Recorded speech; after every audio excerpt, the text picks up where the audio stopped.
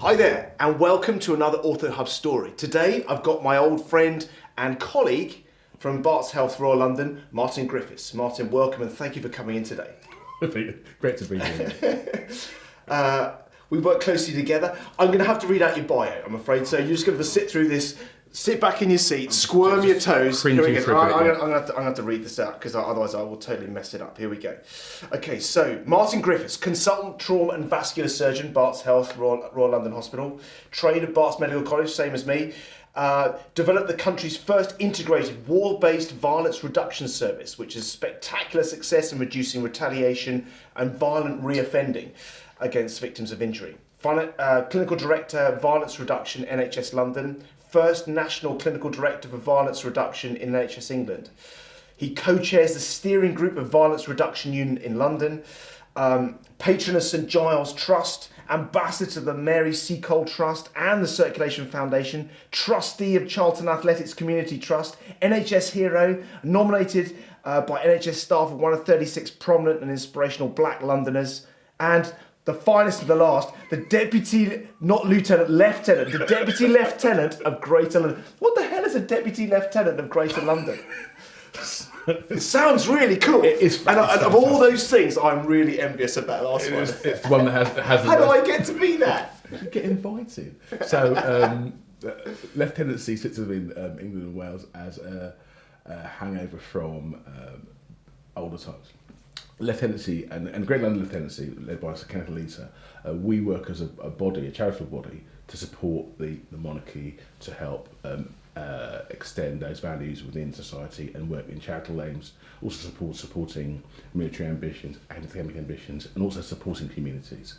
So there are DLs over every borough in London, and a few floaters, a few bolters like me, right, who support community activity, and we help with the lower aspects of the honours system. We promote charitable activity within communities, and we're networkers and for the greater good of Londoners. Right, we're just nice people. But it's got a military background. So kind of, I think that we used to traditionally. I mean, the point I'm getting at, does it mean that like your military colleagues have to salute you in the corridor? So, this is quite embarrassing. Yeah, I am at the level of a brigadier. So if I'm wearing my formal uniform, I would wear an Army number ones and be ranked as brigadier. So all my colleagues who are military, right? Because I represent the Queen at that point in time, I outrank them, and two, I am the Queen. So yes, they theoretically would have to salute me. I've suddenly got this image of you in drag. In the full kit, with my sword, yeah, pouncing around. With your sword out. Outpatients. Enough. It's enough, isn't it? It's enough. So yeah, never going to happen, but okay. A lovely thought to upset my colleagues with, yeah. My first recollection of you was at medical school. I came to medical school as this fresh face, straight out of school, slightly cocky pipsqueak coming in. And you know, whenever you come into a new educational establishment as a very junior person, you come in full of confidence and you suddenly see these senior people who are like 5 years, 6 years ahead of you, and you think, oh my God, they're just so awe-inspiring, intimidating. And that was you. You were one of those seniors when I came in at the bottom, and you were there with all the rugby crowd, swilling yards of ale, just being... Never happened. Never happened. I think you missed somebody else, some other bloke at Barts. Yeah. And I just found you utterly terrifying. I think you still do sometimes, yeah. At the Resource Bay. Yeah, so what was Barts like for you? So it was brilliant. You know, I think we were both Barts guys, and we both bought into that culture, and it was very laddish, and it was very externalised, and it was very sport and recreation for a better phrase, based. Yeah. And I lived at the margins of my capability in terms of activity for quite a long period of time, and I absolutely loved it. Yeah. Don't get me wrong, okay. Yeah. Small body medical schools in London in those days were bastions of traditionalism. There were. So lots of casual bias existed in that space. Yeah. That being said, all right, I made the best friends of my life there. Yeah. I'm proud of that institution that I represent. I like so much. I worked there for the rest of my career, and I have huge amounts of positive memories about the people and the things I did when I was there. Yeah. So it's a place of its time. It doesn't really exist in the same way as it did then. I don't think it just exists like that. I think that's not necessarily a bad thing. Yeah. And some of the things that I was party to, we were party to, probably wouldn't play well on Twitter now. Yeah. That being said, it was a place to experiment, a safe place to experiment, and an understanding place to experiment, and it had a real culture and a sense of belonging, which I really keyed into. Yeah, agreed. But I mean, you would have been what? I mean, it really was a traditional place. I mean, you would have been one of maybe out of 400 people in the college, you would have been one of maybe 2 or 3 black guys. Yeah, so the numbers don't play well. So I'm Jamaican in background, and the last Jamaican through Barts was Arthur Wint, right? Who flew a plane in the Second World War and won an Olympic gold medal in 1948. So a bit of a pressure to perform. But a bit of a performance anxiety going on. Not a lot, and I think, you know, those in my Barts, about 10% of the population were state school educated. Yeah. About 15% were female. It was a really low number of females. Yeah. And it was overwhelmingly white male, and that's why rugby and those kinds of things were very public schooly. And it felt very alien to come from a sixth form from South East London, where it was very much an average state school. So it was like going to Mars. Yeah. And meeting Martians. So it was a real culture readjustment. But again, challenging and welcoming equal values. There were a set of values and rules which you got into. Yeah. And it was all around sport and lavishness and that kind of stuff, and proficiency in a different way. And pretty much everybody at Barts was good at something, weren't they? Yeah. They were good at sport, or they were good at music or drama, or funny, or they were smart. Yeah. So everybody had a natural place to find themselves in a very vibrant community. Yeah. And I think that everybody fit in their own little way. Yeah. And I mean, so I found myself, luckily I was good at rugby, and I could handle my beer. Yeah. Not terribly well. And I got That was all that was required. And academically, who knows what happened. It was a bit of a mess. You muddled through. Yeah, to the last bit. It was weird enough. So you muddled through and just like got through and did that. Yeah. And then finally, last year, you sort of sobered up, worked hard, passed finals. Yeah. Honours, hooray, and off you go. So how did that happen? Yeah. You know, so it can't have been that bad. What took you to medical school? How did you get there? When was that day when you thought, right, I'm gonna go for it, I'm gonna be a doctor? So like a lot of people, it was by default, wasn't it? You don't go to medical school I wasn't following a medical family. My family hadn't been to university or been educated beyond secondary school. There was no real tradition in my sixth form about people going to university. And I suppose I was bookish and fairly smart and a bit sporty. And I wanted to probably go into the military to get myself away from where I was and to get into some kind of structure. But my school tutor said to me, why don't you apply for something, can't go to Oxbridge or apply for something lofty. And I thought, no, I want to do engineering and just do, computers. That's what I want to do, computers. So have a punt at medical school. You won't get in, but see what happens. So I applied, and I literally applied to the medical school with the shortest prospectus. Right. And with the one that had the most fun looking on it. So Barts had it was a bit of A4. Everybody else had these massive, thick, bound, bold, 100-page portfolio, thick, glossy pictures. And they had black and white, photocopy staple. Here we go. I thought, cocky, like it. Applied, and mad enough I got in. I was playing martial arts then, and I was very sporty, and I was quite cocky. Yeah. And I went, and there I was, and I arrived, having done a martial arts class in the morning to the medical school in the afternoon, and it was like literally landing on the moon. Yeah. And my parents left me, and I was the only black person within about 5 miles of where I was. And I thought, crikey, this is it for the next forever. But having that, I'm calling it a USP, but having that identity, there must be positives and negatives. It immediately draws everyone's eyes to you, doesn't it? When you walk into a room. But I guess, how do you handle that? Well, to be truthful, it was a grounding for the rest of my life. Yeah. I spent the rest of my career being the first or the only one of the very few people of colour in a room. Yeah. And I don't mind people of colour, black, whatever phrase comes out. Yeah. But people make assumptions about you based on your colour. Yeah. And about your size and your voice. Yeah. And it's about understanding that relationship. How to credential yourself in that space, and how to be yourself rather than just be the black guy. Yeah. And I think that one thing I learnt about working in med school, being in med school and being part of that group was trying to, how to understand that misinterpretation, people making assumptions about you, and how to mitigate that, and how to be Martin, yes, rather than just another one per crowd. You know, and it does come with advantage because you are distinctive, and that allows you to experiment with your personality and your behaviours. Yes, not always in a good way.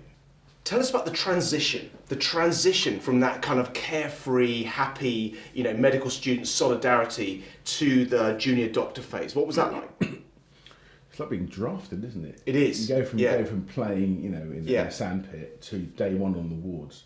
And I'm at Barts. I'm working at Barts. I'm not working. And I've got my starchy white coat on.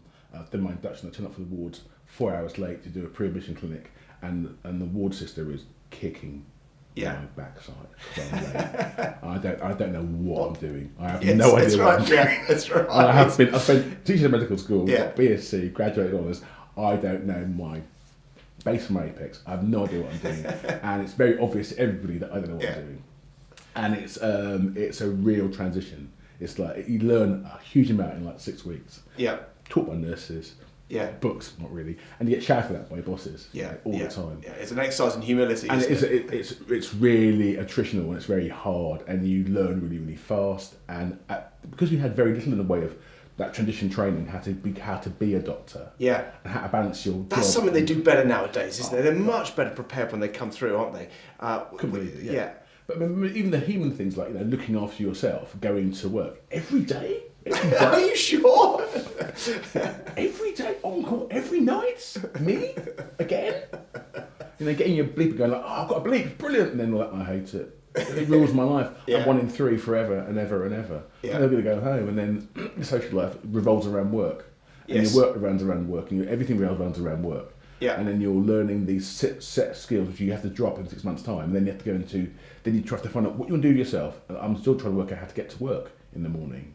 So the first year is a blur of pattern recognition, acquiring skills, and putting yourself into the NHS. How do you look back on those crazy rotas which will never be accepted nowadays? You know, 1 in 3s, where really your whole life, including your social life, it revolved around you know, your job.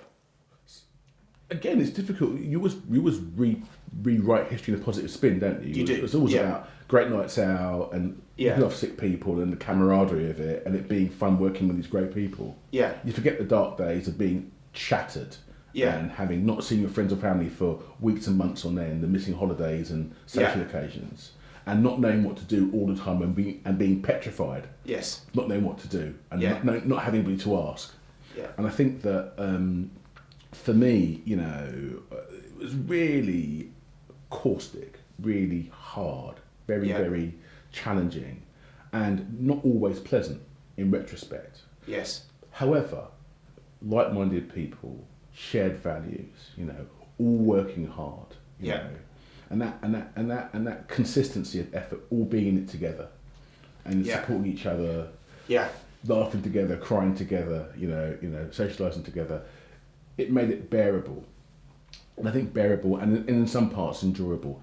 Nowadays, I don't think modern day trends would tolerate it. It's inhuman, the hours we used to work. Yeah, you know, and we used to things like, you know, you'd have to pick up your boss at the front of the hospital and walk them across the square with their umbrella, go and buy them lunch out of your own money. They give you a quid to buy lunch. You say it costs £1.50. You go like, they're like, no. You go and buy fags for your reg. You know. Or warm the toilet seat. That wasn't quite that bad. Lots of things you would do, you know, as service. You know, you would be. Yeah, absolutely. Chauffeur. Yeah. You know, you'd be someone's. You'd be serving drinks at some do. Yeah, and I had a similar conversation with Deborah Eastwood on this, and she described this kind of like, you know, being part of a team, but because you were such a little unit together, that there was some solidarity there, and actually looked after your mental health a little bit. I mean, because people talk a lot now about burnout and your performance dropping off because you're so stressed. Do you remember that? So yes and no. So I remember being part of a gang, basically. And we would just work really hard, had a great time, and we worked really hard. Yeah. But I remember like getting leave after like 3 months, and like having a pneumonia and coughing up sputum for like 3 or 4 days, and sleeping for like a whole week of my holiday because I was so tired. And we go on holiday, all of us go, yeah, we'll have a lads holiday, go drink, and we'll catch fish and have fun, and we go on, just slept. Then we drank, and we slept, and we caught fish. Came back like new people, really bouncy, and then we go back to the So you're so fatigued, you know, and ground down by that service. But at the time, because you were in it, you couldn't see what normal looked like, what good looked like.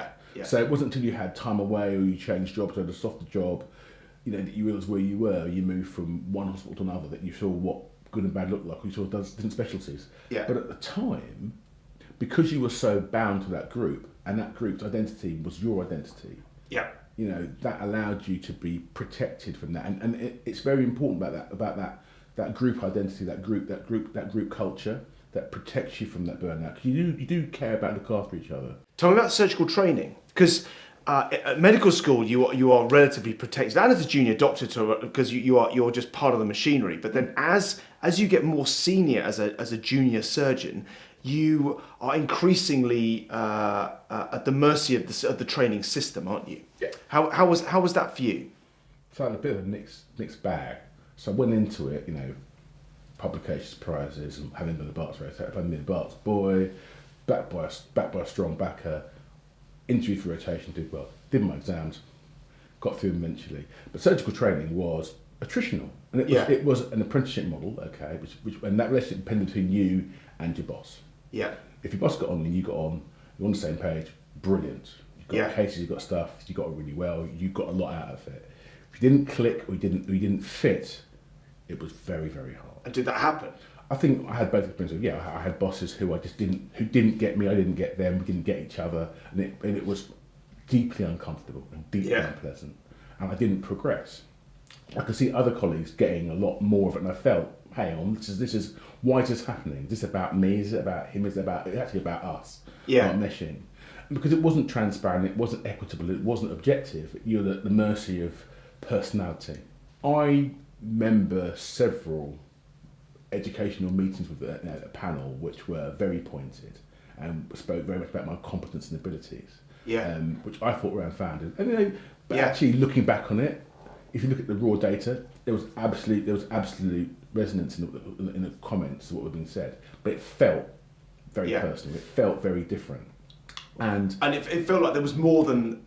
I felt there was another element to it. Another element to it that wasn't being discussed. It wasn't purely about how many cases I'd done, because I did lots of cases. I operated like a beaver doing my time. It wasn't about being good at operating. It wasn't about that. It wasn't about disciplinary stuff. It was about academics, as per always. It was about an unspoken thing that wasn't quite articulated in any sort of metric. But it was about behaviours and attitude and not being understood, I think, was a phrase that people floated around. Right. And that was confusing. Having said that, right, within that framework, I encountered so many trainers and colleagues, seniors and juniors, who were supportive, understanding, welcoming, helped to mitigate my anxieties around it and dealt with my adaptations, my aberrant behaviour, to let me to stop acting out. Going through this is not straightforward. So you can find yourself doing things that aren't necessarily the norm or acceptable behaviours, because you're trying to adapt to a situation that is unfamiliar and unwelcoming to you. However, I was really fortunate, that there were people within the medical training space who would listen to me, who would talk with me, who would share their stories and say it would be all right. And the journey. The thing about it, people don't really recognise, is it's not about just ticking boxes and going through. In those days, the journey is as empowering as the output as we get to. I ended up, at teaching hospital as a consultant. Never in my wildest dreams, I imagine I would do that. But that journey, that long, circuitous, sort of like attritional journey, gave me skills, it gave me confidence, it gave me networking, it gave me a true sense of who I was. And I got to that point ready to do that job, absolutely sure of my values, absolutely sure of my skills, absolutely completely confident I was there because of my ability, not for any other reason. And I'm grateful for all of those bosses, good and bad, happy and sad. Ones who were nice to me, ones who were mean to me, ones who were absolute buggers, because I absolutely know that I'm here because I'm good at what I do. Awesome. So the thing that people know you for, both inside and outside the NHS now, is being around violence reduction. Yeah. And can I start off with a stupid question? For people who have no knowledge of gang culture, I think a lot of us have a mental image of what that is. Yeah. But just speak to me like I'm a 10-year-old. What is a gang? So it's about, let's try and talk about how people function in groups. Yeah. Right. And let's see where that takes us. Because there's a perception that gangs are like a political and social construct. But in actual fact, it's about how young people, and older people group together, for activities. Yeah. All right. So we will, as we did at medical school. I did at primary school. We'll club together because we share values, or we share geography, or we share a common purpose. So it could be football club, it could be our church group, it could be we're all from Barts, black and white scarves, and we all form some kind of a group. Yeah. Now that in itself could be divided as a gang if you want to. Politically, you can define a gang as 4 or more people who engage who join together for a reason of culture or geography or whatever, who have a more likely higher increase of likelihood of committing offences. Yeah. That covers the All Blacks, that covers the police, that covers the Boy Scouts. Yeah. So they're all forms of gang, all right? Yeah. Where people get slightly concerned about it, when you group people together and they start behaving in ways which are antisocial. Yeah. Right. So what often happens is young kids, pre-teens, early teens, group together geographically and form these sort of loose affiliations with no entry-exit criteria. Yeah. And they meet on corners and they meet locally and they do stuff. So you did that at school. You meet up on nerve, you smoke fags and you talk and ride bikes, let off bangers, all that stuff. And that's very minor gang culture. That's youth group. Okay? Yeah. As time goes by, you get slightly older. The affiliations become slightly more crystallised, and you might have a name or a set of values or identity, and also you have an opposition, all right? Yes. And you'll represent a geographical area or a set of views or a culture or ethnicity, and those guys do that. And in that group there is a bit more adversarial about it. There's much more behavioural about it, more territorialism around that, and the narrative changes slightly. And in those groups. Criminal behaviour is more likely. So often it's property damage or it's acquisitive stuff. You nick stuff, and then because you're territorial and because you're oppositional, then violence becomes part of that practice. Okay. Yeah. And these guys again have entry-exit criteria, but they are more organised. Yeah. Yeah. Let's go forward a few years now, and then those activities in there are acquisitive, they're violence, and they might be related to drug taking, but more importantly, drug culture. Attitudes around about hypermasculinity, about resolving issues with violence, about living loud and living externally. Yeah. Yeah. And that narrative is supported by males, females, and community as well, peers. Yeah. So that's visible success. As time goes by and you get older, you have to choose now whether to do this for fun or as a job. And in organised crime, this is about business. This is making money. This is shipping weight. This is actually doing this as a job.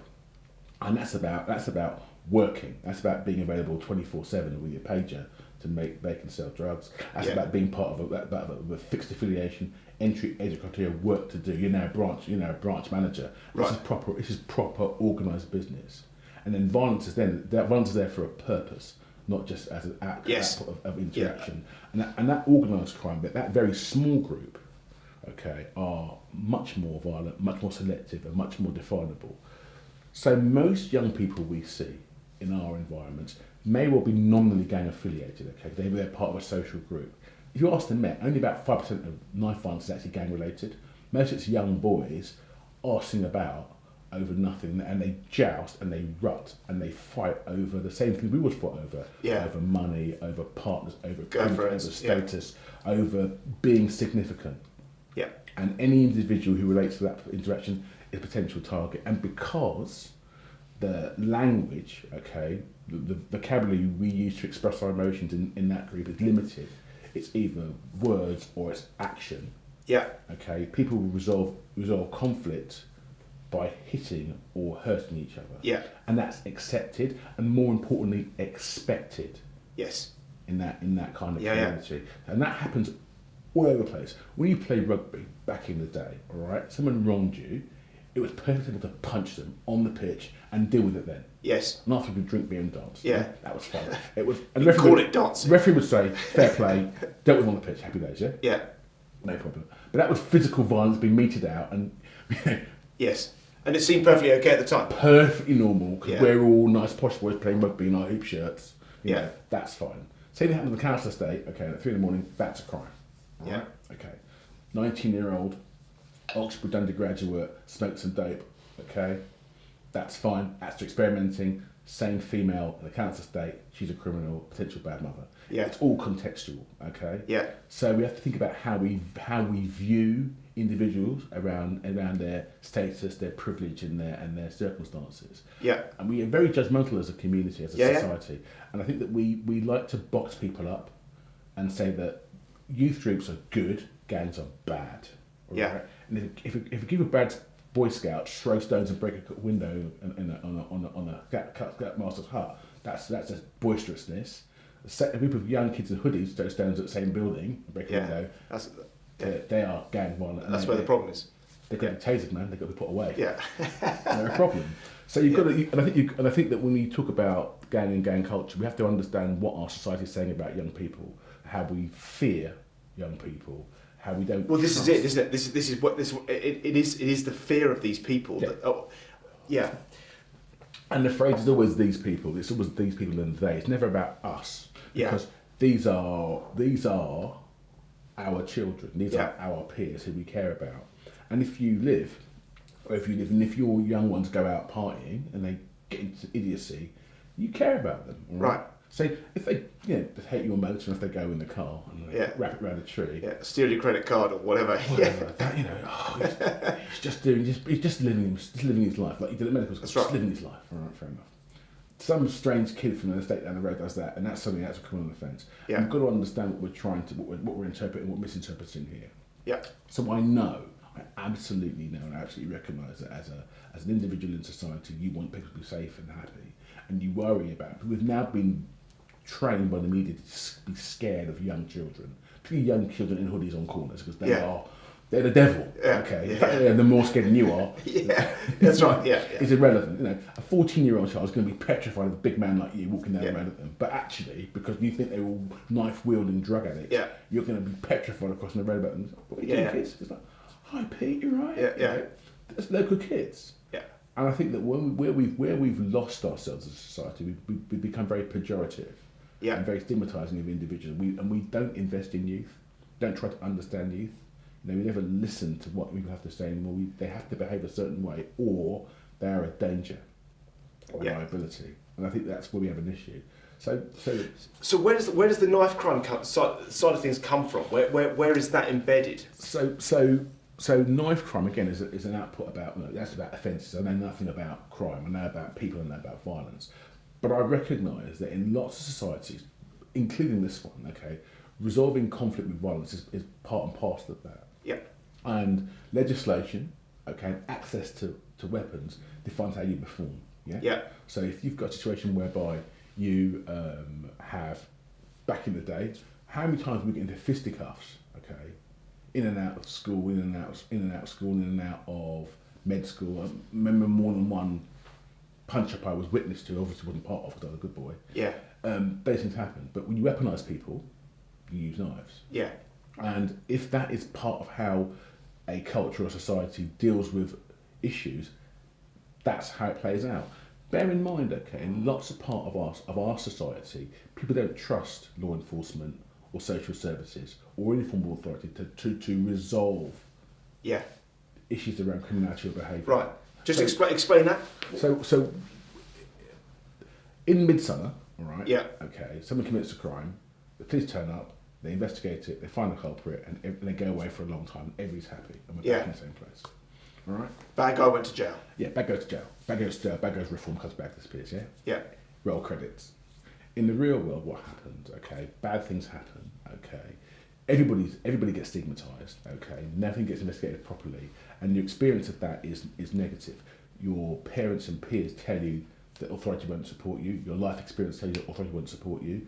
Your personal vision of what things look like doesn't support you. So you're not going to have an awful lot of faith in the organs of government or the organs of society. So you're going to trust the police. If you're normally explaining to the police having your pockets turned out on a regular basis, okay, or being spoken to in a certain way or be treated in a certain way, that governs your behaviour. If at school you're viewed as a threat or a challenging person because of your demographics, okay, and you've got adaptations because of your own personal trauma, that labels you a problem, okay? And if you don't get housed and you're not particularly prosperous, that's another problem. And poverty really kills. Austerity kills in the society.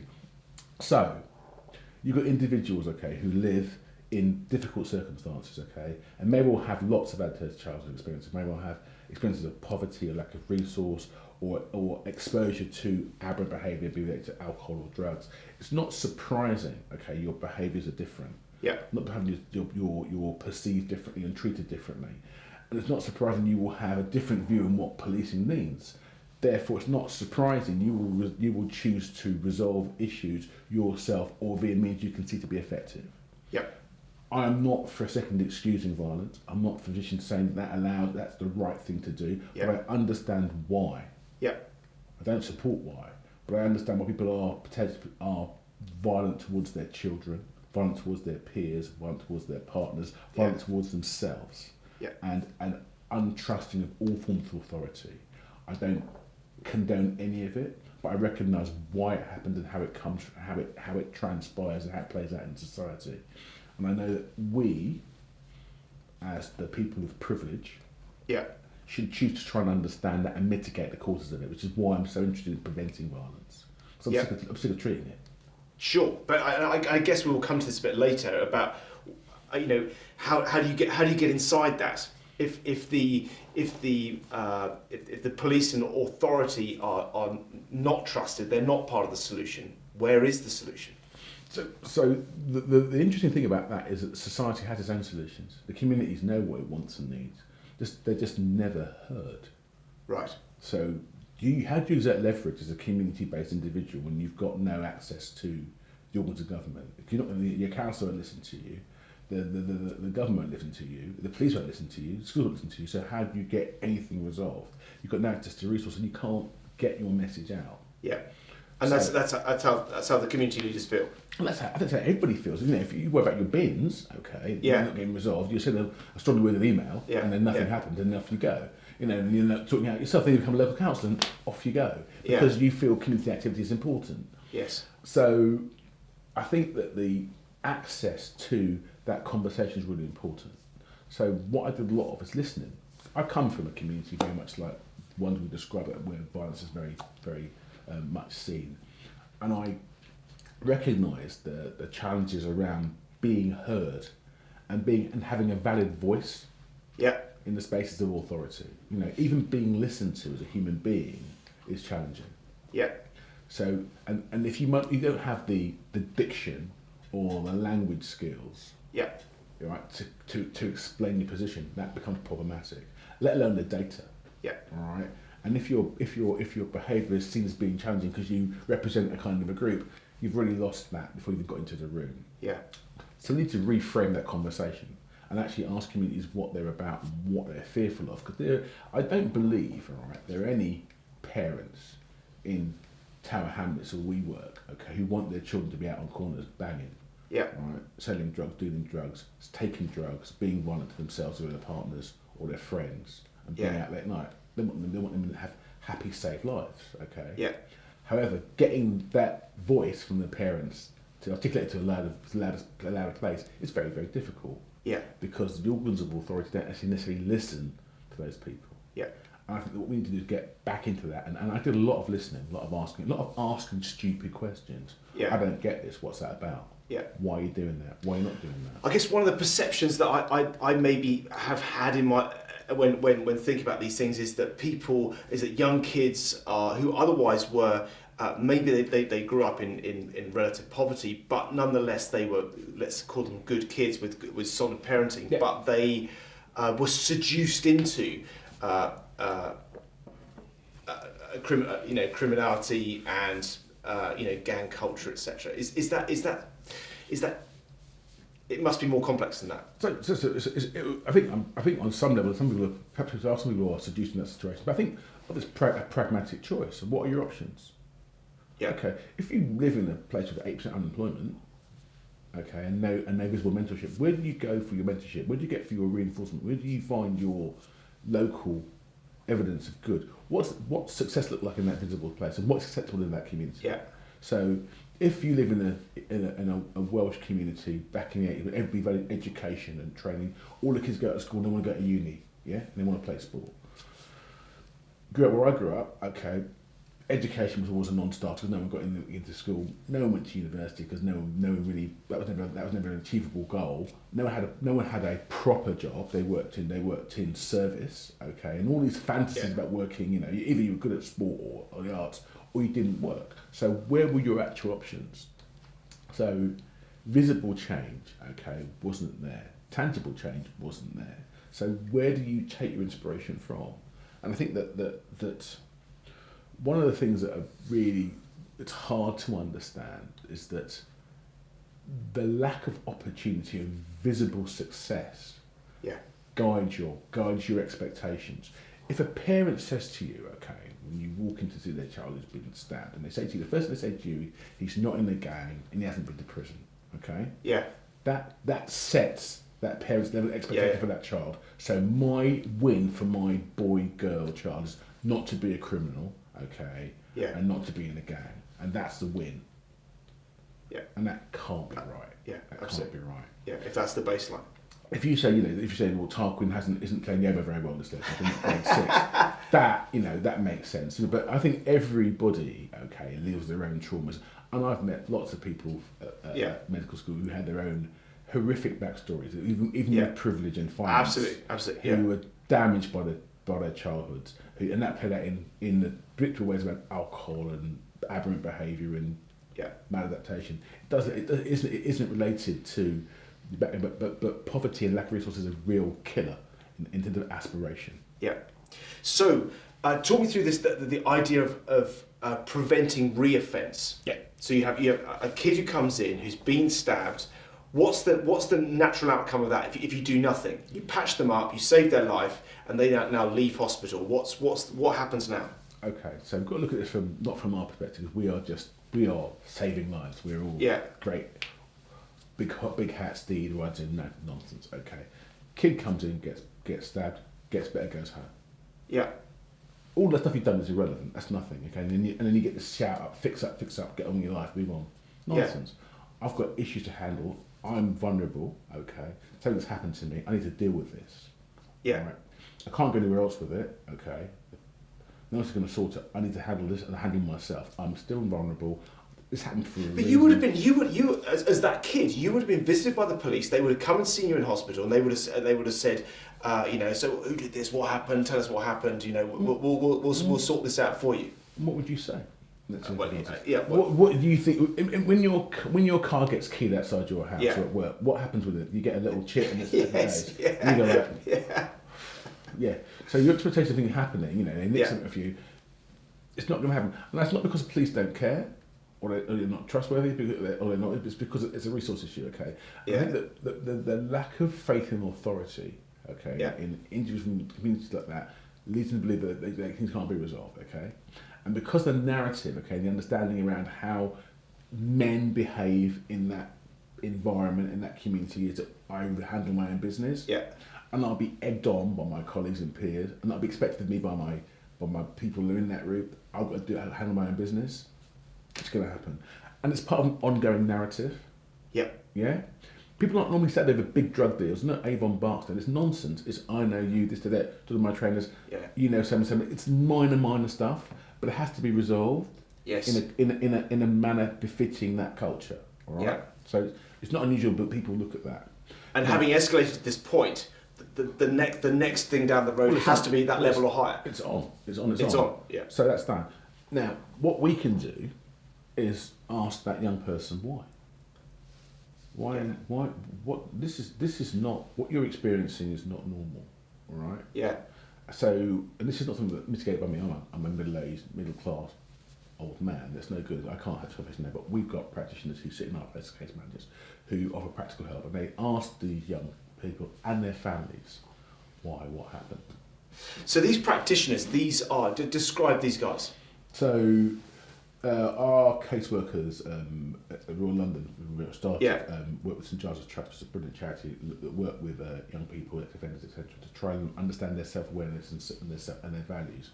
And I'm patron of the charity because that's much I believe in their ability to transform people's self-awareness and empower them. And they're very pragmatic. They're not law enforcement, they're not healthcare. They look and sound very much like people these young people recognise. They look like aunts, uncles, friends, So diverse group, male, predominantly female, often like the same age as your auntie or your big sister. And talk and sound and look, and some of them look like you. Right? So there's no, so that credibility bit is dealt with straight away. And they've got presumably they've got colourful lives. They've seen some action in their days. So experts by experience, they've got lived experience, and I think that some of that's about professional practice working with youth in the past. Some of that's about personal experience of being through the criminal justice system. And that allows you to talk about with real honesty about what good and bad looks like. However, the conversation is about setting up a trusted relationship with an individual, a vulnerable young person, who's been harmed. Remember, this is a victim of injury. Not, and this is the thing, we stigmatise people being stabbed. Hit by a car, victim, stabbed, banger. All right? Hit by a car, mum, angel. Hit by a car, mum, rubbish person. Okay, that kid's been stabbed, you're a terrible parent, it's your fault. You're not trying hard enough. So back to this young person, who's injured, scared, unhappy, and fearful of the human community. Right? Got to lash out. Pragmatic help. Why did this happen? How can we help you? We'll go home with you and we'll show you what your life is like and what it could be like. And let's talk about you, what you want to do. And let's talk with you about mum and dad and your family group about how that can change. And let's follow you for up to 6 months in the community and see if we can put in place the bits around education, training, empowerment, employment, things that you need to feel that you are part of society again and see what happens. And let's not worry about the violence things and stuff. We can have those conversations down the road about the whys and what you're doing this for. But right now, let's talk about you and let's look at what your values are. And what happens? These young people, who have probably never had a consistent, supportive narrative from an individual who they respect and trust, who isn't a parent, who asks robust questions and answers robust questions and shows them the way and supports them through the inevitable failure of trying to negotiate a complex system. We fail exams all the time. Through it. But, most people in the groups like this, you get into a situation, you approach failure, you run away from it. Rather than embracing it and moving on. But as part of that process, is there a contract, a verbal contract made with the kid? Look, we're going to help you, but what I don't want you to do is go out and complete this pathway. So it can be as transactional as that, but it's often about somebody cold reads you as an individual and says you're a copper, go away. You're a St Giles person, brilliant. Okay, let's talk. What are you doing for me? What am I doing for you? Okay, you're delivering what you said. You say what you say. You see what you say. You're an honest broker. I trust you. You do what you said you do, and you're with me on this one. Okay, let's see where it goes. All right. So, what are your options here about violence? Are you carrying? Do you need to carry? No. And we can work through those issues at the right time, and we can talk through your emotional backstory, your financial backstory, whether or not you require emotional support, whether or not you've been traumatised in the past, what that looks like, how that can be supported, what a normal life is supposed to look like, what your life looks like in comparison, and how your family relationships can change, what's driving you to where you position you are, and where you can make the differences around it, and how you can still live in your community, in your society, and be who you need to be without being part of that violent narrative. I'm not asking you to get a job working for Barts Health. I'm not asking you to become the Messiah. I'm asking you to live your life and try to understand that everybody gets angry. We all get confronted by things we find that make us turn up, put our backs up. However, how we react to anger defines our outcome, because we're not in a situation where you can just punch someone and get away with it. You've got to recognise that if you choose violence as your solution, you're going to find some difficult circumstances. So let's try and understand that what you're feeling is entirely normal, but how you output that needs to change. And I think that what we find is that we've got lots of really capable, talented young men, predominantly men, who are victims of injury, okay, who are victims, okay, who are stigmatised and treated badly by society. We treat them like human beings and ask them what their names are, yeah, and where they live, what they want to do with themselves. yeah. And I'm realistic stuff about I want to play for Arsenal because I want to play for Arsenal nowadays. But moving on to what life's really about, let's try and redraw your life in a way that actually is pragmatic and deliverable, Yeah. okay, and and real and less violent. Yeah. And it works. It works hugely. Yeah. To reconnect, what we want to try and do. Do you get people coming back years later to St Giles saying, "What you did for me was amazing"? Do you have like a little core of those people coming back saying thank you, or do you think people just get their pathway corrected and they just move on? So it's not a pathway correction. It's about showing them what they can see in themselves, and it's not a roadmap to success. It's about saying these are you. Let's find out about you, and what you want to be, what you want to do. And let's put you in a position to fight, take your journey a different way. Yeah. And we'll support you in decision making. Okay, we'll challenge you robustly, but we will support your decision making. Yeah. So some guys short touch, back on life, off they go. Some guys reject the whole program and get back to their own lives, and we've seen guys who've turned down our support who have ended up dead within months of being in hospital. Most guys on a continuum, they will contact us for a period of time and then they'll check back when they run into crisis for advice, support, just recognition, or just report when they're there, Yeah. And the majority of the people we support go back and join the overwhelming majority of people within the communities who are law avoiding and successful. Yeah. So people think that Tower Hamlets is a morass of violence. Yeah. 85% of people who never get anywhere near social services or educational issues. Yeah. Another 10% of them are entirely, they have a bit of support and they're absolutely fine. And 5% have ongoing issues. Okay, so we're not talking about the whole of Hackney, East London, London being a hotbed. It's not Gomorrah. Okay, it's like being at Lidl on a Friday afternoon. It's just a bit of a queue on it, And I think that we have this really weird, skewed view of what our society is about and what people under challenge how they behave. What I recognise is that the same values that I key into in my life are shared universally. Safety, integrity, authenticity, significance, and some degree of successes in the room within the values that I hold dear to me. And I want to support that, expecting every person I meet. And if you give someone some self-worth, okay, they don't need those other bits and pieces around them. And I think that it's trying to recognise that prevention isn't about me telling you what to do. It's you finding within yourself who you need to be. Yeah. Agreed. Beautiful. Martin, just tell us, for lay people watching, what happens when someone gets stabbed in a vital organ, in a big vessel, a big blood vessel? Yeah. You get stabbed. What happens to them? So most guys rub or crumple. Okay, as you always do, depending how bad it really is.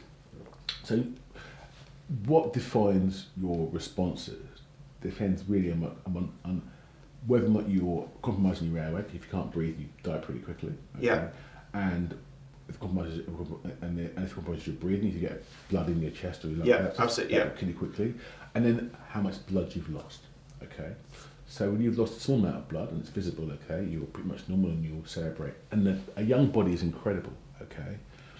The brain and the organs run on blood pressure. Okay. And when you start to lose volume, your body will compensate. Okay. To maintain blood pressure. So you will start off by. Initially, you start to bleed. You control it. You maintain more blood pressure initially, okay, and you talk. As you lose more, organs start shutting down, so your skin doesn't get so much perfusion. You become cold and clammy. So you start to sweat because your cerebral function changes. You become a bit agitated. You become a bit irritable. Can be a bit arsey. Okay. You become clammier. Blood pressure is maintained. As you lose more and more blood, okay. You still maintain a decent blood pressure, but it starts to narrow. Rather than being 120/80, it's like 110/about 90. Yeah. But your heart's still being perfused, the brain's still being perfused. Okay. Yeah. And when you've lost a load of blood and you're about to die, a young person's blood pressure just drops then, and then they get a high pulse and low blood pressure just before you tank and go. Yeah. Right? So right to the very end, your body will fight as you bleed. Okay. Yeah. And our job is to pick that up when you're in before you get to that precipice. Once you're over there, you're in a whole different world of pain, because all your organs start to fail. Your ability to clot changes. The way your body looks, its temperature changes, and then your ability to actually form clots, your body to actually deal with the blood pressure issues becomes irreversible. So when someone comes into ED, Yeah. to the emergency department, having been stabbed, and it's clear that they are, if not at that precipice point, they're right on it. Yeah. How do we approach that? How do as the treating surgeon, how do we approach that? So we're part of a complex team, okay? Yeah. And the management of trauma patients with left injury starts in the field. Actually, it should start before the field. It starts with people like bystanders offering support and pressing on wounds that are bleeding. Yeah. Right? And calling ambulance service. It's about paramedics getting to the scene and providing support in that regard, and if need be, upregulating to, HEMS, etc., and getting the right people in the right place. When they get to us, okay, and if they're tanking, okay, maintain the, and we follow the full trauma program. We have a trauma team with a trauma team leader. Yeah, absolutely. Yeah, it's just not one guy turning up. These people are attacked by a massive team of hunters. As you well know, there's an anaesthetist, there's a trauma team leader from the emergency department. There's a surgical guy that's standing in the background, picking his feet. And what we maintain the airway, we get some access, we give some volume. And if you're losing blood, you get blood. Yeah, that's a big change from giving water or other kind of fluid. If you're losing blood, you get blood.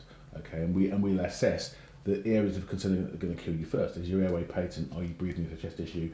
And if you're losing blood, where's it coming from? Yeah. So once we've identified that, we'll then treat the things going to kill you first. Yeah. So we'll threat to life of the airway, we'll support your airway. Threat to life when you're breathing, you've got a punctured lung, we'll deal with that directly. If you're losing blood from a penetrating injury, okay, we need to turn the tap off. Yeah. What defines your outcome, okay, in penetrating trauma, okay, with hemorrhage, okay, is time from injury to turning off the tap. Yeah. So the shorter that time is, better your chances are. Okay, so we want to make a rapid assessment, okay, identify the bleeding point and then treat it, either surgically or endovascularly or by pressing on it or putting the tourniquet on. But once the bleeding starts, we can start doing the activity process. Yeah. So it's all about getting to us, all about streamlining the period of time from your injury through to turning off that tap. And that means a huge amount of teamwork, a huge amount of collaboration, a huge amount of team thinking to make sure that issue is addressed as rapidly as possible. How did it feel when people came to you and said, we are struggling to get black and ethnic minorities to undergo their vaccinations, to comply with the vaccination program? We're offering it on a plate and they simply won't take it. What do we do about this? What was your response to that? So it's really interesting. The vaccination thing was really fascinating. Back in Wave Team, we were under the cosh at London. Yeah. Everybody was working, doing their own job, and they were doing shifts on ITU and doing healthcare as it is. I chose to vaccinate, right? And I said, what I'm going to do, I'm going to try and do something positive with my time. I'm going to go and I'm going to help jab the staff and the sick patient ward. And then even starting doing that, I recognised, okay, who was coming to be vaccinated. We were putting the offer out to all the staff, and only a certain demographic were coming up. I said, well, where are the black people who work in Skanska? And they go, they just don't fancy it. I said, well, why is that? I said, no, I don't fancy it. I said, well, are we going out to them? No, they just don't fancy it. They don't fancy it. I said, well, why is that? And they said, well, I don't know. And then I started talk to my sister about this, and it was all about, on the WhatsApp groups and on Facebook, there's all this nonsense about it, about fertility, sexual and stuff. And the initial narrative I got from authority was that these people don't get it. You tell them what to do and they'll buy it. Yeah. And I said, hang on a minute. That's not what that can't be right, because that's not what NHS is about. We're not listening. So why is it a proportion of our society from a demographic will not engage with a perfectly valid, high function, incredibly safe, incredibly effective vaccination program? And why is it also happens with flu? Yeah. And why is it that people from this group do not buy into this? So what's the problem? And it's about authority, it's about recognition, it's about how a proportion of our society is disenfranchised. Yeah. Right. Hasn't got a voice in healthcare, gets told what to do by healthcare, and either does it or doesn't do it. And if it doesn't do it, it's problematic. Yeah. And how legitimate questions around validity of vaccination are misinterpreted by larger people. Yes. And not answered in a transparent or understandable way. It's about not making vaccination appropriate, okay, or available to groups who don't necessarily travel as well or understand logistically what's happening. And also, bear in mind, people aren't stupid. They read the internet. It says it should be after 6 weeks. Why 3 months? Hang on a minute. Yeah. And the data says that you're not sure about people who are pregnant. We're not sure about this because it says there's no clue. And then people are getting blood clots. Hang on a minute. I've got questions here, and they're not being answered. Yeah. And whenever I ask questions, they're never being answered. For my entire life, prior to this, never got answered. So, the issue was around healthcare and, understanding why individuals with poor appointment of authority do not engage in authoritarian activities. Yeah. Duh. Okay, fine. So, let's actually ask why and listen to what the questions are. Let's answer them and have a conversation and put truth in rather than scary, non-technical, nominal data and have a conversation. And let people make their own minds up about stuff. And the vast majority of people, when you talk to them like human beings, rather than like subjects, okay, they will reach a conclusion and they will do what's right for them. And that more often than not involves having a vaccination. Yeah. And if you make that vaccination more available, okay, and more credible, and the people who are having those conversations are people who are trusted. Yeah. Bear in mind, okay, most people, okay, trust who they can see and relate to. And if you get on with your GP or get on with the authority, that's fine with you. And if you have expectations of that working, that's fine. But if you don't have that expectation, you're unlikely to engage in that process. So trusted voices, be it from the community or from healthcare, from whatever it might be, to resonate with individuals, changes that narrative. Yeah. Once you've had the conversation and you have faith in people, and you have trust in people, you move forward. And it's transformed what the NHS does and how it communicates with its communities now, because we now understand the error. Yeah. Public health messaging was always about the narrative. Yeah. Never about the treatment. It was about us being so prescriptive and so authoritarian. And obviously you're going to want this because we're saying you need it. Because I told you need it. You're like, well, who are you? Yeah. Well, question one, who are you to tell me what to do? You've ignored me the past 50 years. Yeah. Suddenly you're telling me I need to have this jab. When I had blood pressure problems, you wouldn't know about that, and I just have it. One at the house, didn't know about that. Yeah. But suddenly you want me to take this jab, or I'm letting the side down. Yeah. And the fact that people in my demographic are dying of COVID even more, the fact that people that engage in vaccination must tell you how big a block that must be. Yeah. So that's a huge piece of learning for all of us, and it's been really empowering because we've now actually understood why we're so poor at engaging our communities in engaging in their own health. Yes. Because community people did not own their own healthcare. Didn't own their own. They weren't participants in their own healthcare. They were just passengers along the ride. Doctors do this, nurses do that. You do it, or you're a bad person. As opposed to, can I ask a question about that? They're like, of course you can. Yeah. Your blood pressure here, your tablets. Do you take them? Yeah, I'll take them. Fair enough. And this is why.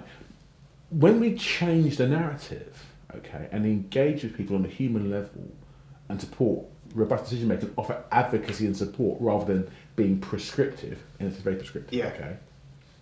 We get a much better outcome. But it's also partly who it comes from, isn't it?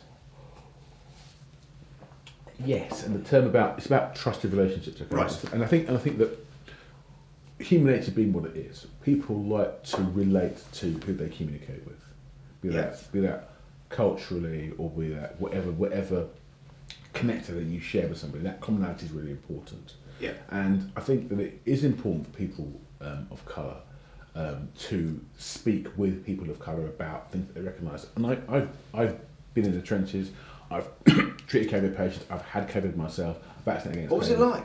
Miserable. Was it? Yeah. It's miserable. Yeah. I was lucky. I didn't get vented. I didn't get hospitalised, but it was still rubbish. Yeah. Having not been able to breathe well and worrying about waking up in the night short of breath and not being able to walk like more than 20 yards without feeling that's grim, rubbish. And that was a mild case. I had friends who were vented for months. Yeah. I have colleagues who died of COVID, and you see people you know tubed. That's horrible, isn't it? It's no joke. Yeah. Right? And I know that for most young people, I did some work in prisons. Yeah. Around vaccination and with the civil service around vaccination, and they go, "We're young, fit guys, but worry about it." But this is about you and the community you're going back to. You get COVID, you put that in the community, then your family friends who've been supporting you are going to die of COVID. All right, it isn't just about you. It's not about you. And even young fit people get COVID and do badly, and more importantly, long COVID. That's pretty miserable. Yeah. You don't want to be on the down there for the rest of the next 20 years and we have respiratory compromise, because that is not a place you want to be. So all of these things that aren't discussed, and all the negative sides about it, about rewriting your DNA and all this other nonsense that's been perpetrated by these fantasists, okay, have to put in context. Yes. You've got to replace nonsense, okay, with common sense, right, and let people make their own minds about stuff. But you've got to contextualise that information. Yeah. And lots of people are going to say, you know what, don't fancy it, and that's absolutely fine. Yes. Provided you've been through everything, you know it all, and the information is tried to anecdote to being true for what it is. Yep. If you choose not to cross the road by, a zebra crossing and go along the road, that's absolutely fine with me. As long as you know why, it's a good idea. It's good with me. And I want people to, and it's about engaging. It's about recognising that that we, our role in healthcare is to support and provide advocacy, and to make your healthcare as deliverable and as simple as possible. So less painful, less harder to get to, less harder to access, and equity of access, equity of outcome, equity of experience is what we're all about. Yeah. And we didn't have that for a while. We lost sight of that. I think we were too busy crashing through, delivering this great, fantastic care, without realising how it landed with people. Martin, I'm going to make you king of the world. You're king of London, let's say. King of London. I really am, to be honest with you. You're king of London. You've got a budget, and you've got all the political wind in your sails that you would ever want. Where would you go with your current crusade? So it's not a crusade. It's a recognition that our society is unbalanced, okay, and it's not fair. And societies that are equitable and resourced are safer and happier. Yeah. And they're less violent. So what we need to do is reduce inequality and increase access. And it's got to start early. So we've got to start doing work with prospective parents and children in schools to define narratives. We've got to put resource into every aspect of our community. It isn't just about money. It's about support. It's about understanding. It's about independence.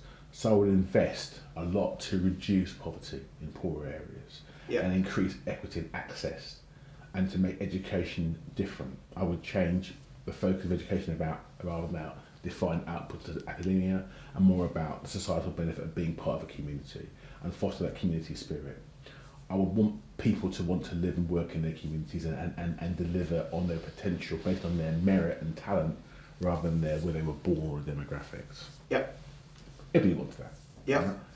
And I would make the organs of government effective. So I'd make police better at policing, socials better at social services, housing better at housing, and let them play their position. Okay.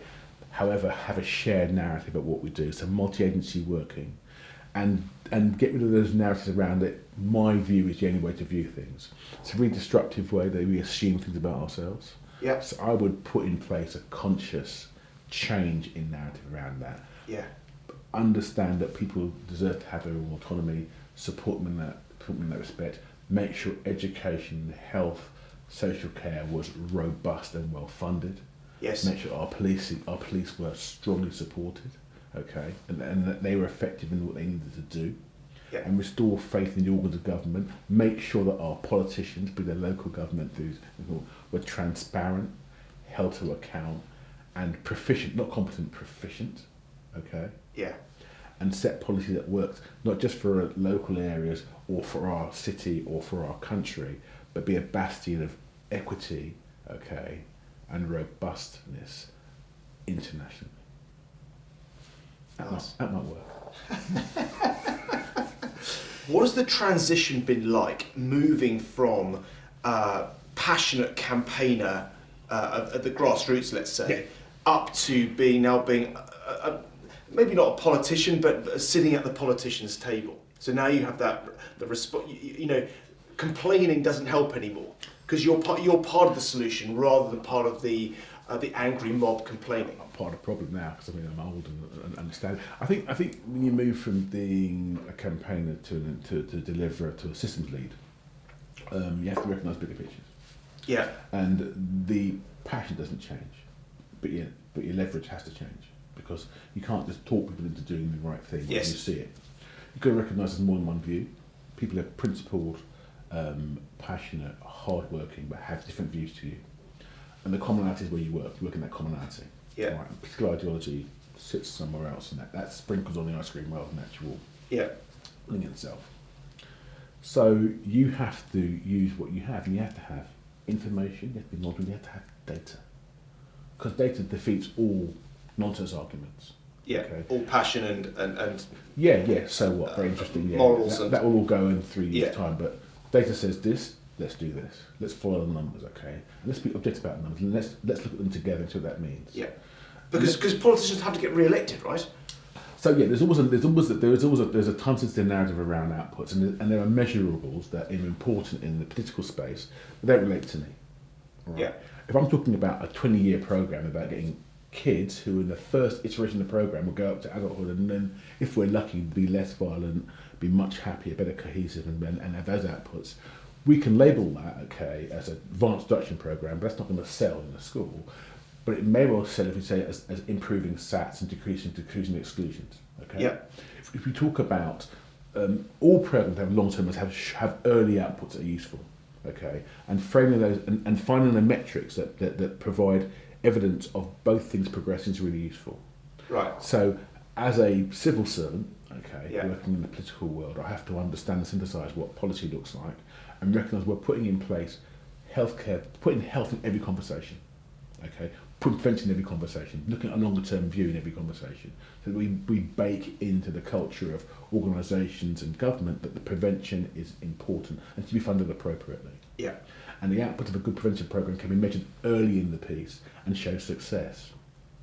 And if we're consistent in our line of progression, and we make sure that's what we always do in that way, and it's not prone to political winds blowing, that allows us to make real tangible progress. We're there, as the objective assessors or explainers of data. We're there to be consistent, transparent, and offer good advocacy, and speak for the well-being of our community and societies first, and to translate that into robust policy, irrespective of whether it's red, blue, whatever colour it is, that supports our communities in their development. Yeah. And that's the role. And we need to organise both healthcare and all the other stakeholder groups we work with to ensure that we're working towards the same aim and working consistently and coherently together to do that. Yeah. And that's about collaboration, networking, and understanding. Yeah. So I spend a lot of my time listening and networking, a lot of my time trying to get to the root of an understanding, to make sure we're on the same page, and to get rid of all of the nonsensical sort of jousting and duplication that sits in those places, and to try and share a vision of what things look like. I'm quite lucky, as a clinician, talking about violence. All right, I've seen it as a witness on road. As a clinician. All right, as a systems, as an operational level designing programs, at a regional level trying to run a bigger program, and at a national level trying to set policy. So I see it from A to Z. Yeah. Okay, not just hospital but mortuary as well, and courts. Okay, I've been in all those places, so I can speak with absolute authority about what that looks like. All right, and I can negotiate and navigate those spaces given that information and that experience, and I will talk very clear about how health works in those places and how effective we can be, and that's my role. What's the future? You say you're unelectable. Surely you're electable. No, never. No, you could. I think the future is our system identifying a future leader. Who speaks on behalf of the values that I work with, and it's about finding that talent who will speak on behalf of the system that I represent right now. It's never been about me. It's always been about people that I work with and I serve, and the people who've taught me how to do what I want to do, the mentoring I've had, the values that's brought out in me, and always about, as you know, you're a top quality trainer, man. You know what it's like to find somebody with real talent and support that development. Yeah. And then it's one of the best things in life. And they go right beyond you. They go in a different direction, and they do things you would never have thought of. That's right. And they have ideas and do things you never crossed your mind. And that's the joy of being part of a system. Yeah. You identify that talent and you let it flourish. Yeah. And that's the thing I'm really interested in, and that's what I want to do. I want to find that person or people or group who can do the next great thing for our community. Never about what I can do, but what I can uncover. Yes. You know, and I think what you can release. Yeah. Yeah, absolutely. Do you find it slightly? There must be a part of you that chuckles inside that when you see white guys like knotting themselves up and becoming utterly tortured by what they call you. Should I say he's black? Is he coloured? Am I allowed to say coloured? Am I allowed to say BAME? Or do I have to say all the words individually? What? Is it kind of amusing in a way? I think if we're still stumbling around phrases and terms like, oh, I don't want to call you black or coloured or BAME or BME or whatever, we're never going to get anywhere with that. Just say the words, work it out down the road, okay? I don't need you to worry about offending me because you used the wrong words. I need you to talk to Martin, not to the black face. Let's have a conversation about what we know, what we can share. Let's have a robust exchange of ideas and let's move forward. And I'll learn from you, learn from me. And worry about the labelling down the road. Because if that's a barrier to understanding, be it my demographics or my gender or my sexuality, or whatever my characteristics might be, that's where we need to start by unpicking that and then moving on to talking about Peter talks to Martin, Martin talks to Peter, Peter shouts at Martin, Martin turns his head. We're having a conversation, all right? And that conversation, the values that I have, the experience that I have, we share together and we move forward. What was it that took you into vascular and trauma? Why was that the thing? Or again, was that just one of those things you fell into?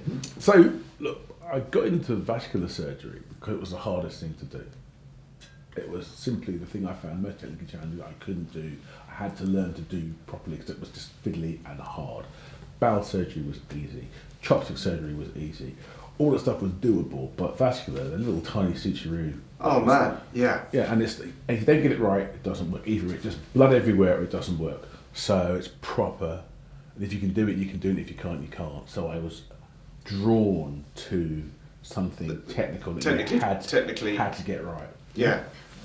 Now trauma was a slightly different one. Trauma was, I got to the Royal London as a trainee in difficulty because I didn't match metric. I wasn't very able, and I got picked up by Mike Walsh, the great Mike Walsh, the king of trauma, who has supported and mentored a whole generation of trauma surgeons globally now.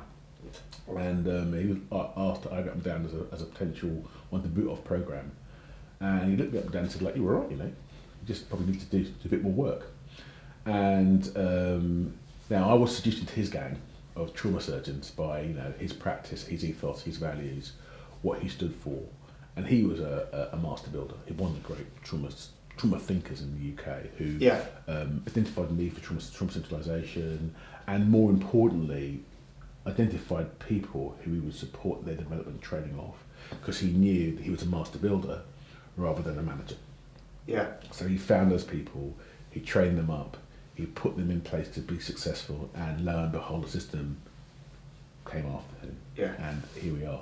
So I found trauma found me, and I found it what I wanted to be. Sick people, technically challenging, time sensitive, but about quality, but also about social justice, about equity, about providing great care to people, irrespective of how they got there, needing the care. That's right. And everyone gets the same. Yeah, best we can do. Yeah. And that's what I am. And if you were mentoring a young Martin Griffiths now, with all the knowledge that you have, and you're mentoring maybe a 23-year-old Martin Griffiths who's just popping out of medical school like, furious, like what are the things you're going to tell him? Not tell him, but what are your gentle? Well, I'd listen. I'd listen to all that anger and fire and this misplaced aggression. Let it play out, and I'd say it's going to be all right. Just explore the stuff and do it, and just enjoy your time. Give people a break. Not everybody you meet is down on you. Not everybody you meet is in the Ku Klux Klan. Not everybody else. Everybody you meet has got a bad view of you. A lot of the people the majority who are going to train you and support you are going to be white men. Yeah, who have never lived your life. All people who are going to support you and advocate for you will never live your life. They will see you for who you are and the qualities that you have. And you need to understand that. Your allies, will often be imperfect. They won't look or sound like you, but they will believe in you and they want to listen to what you have to say. And you've got to trust them, to do the right thing. The game is the game. all right? And you will find people who will be against you one way or another, but absolute majority of people are all there to be with and for you. Just go with it. Great. Martin, thank you so much for talking to me today. That was awesome. Great job, old boy. Mate, it's been an absolute pleasure. That was about the dark days at Barts. That's a blur. Okay, yeah, but they're off the menu. But it has been fun talking to you, mate. I really appreciate it, and it's been great. All right, cheers, buddy. Right. Thanks.